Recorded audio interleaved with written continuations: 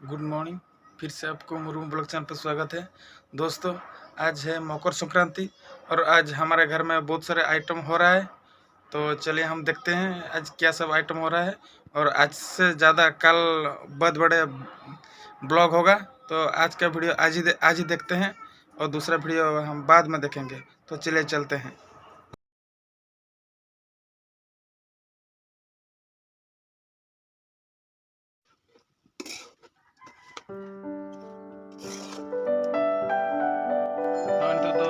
Chop बना चलू कना चलू कना नीना को बना हुई कना और किसी बना रहना मेना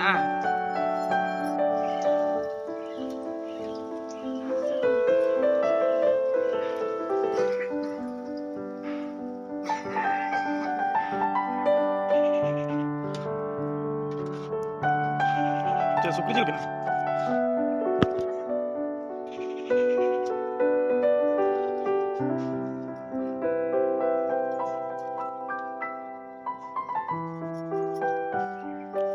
सुकरी पिठा लगिन पतला पट्टी चलू कना।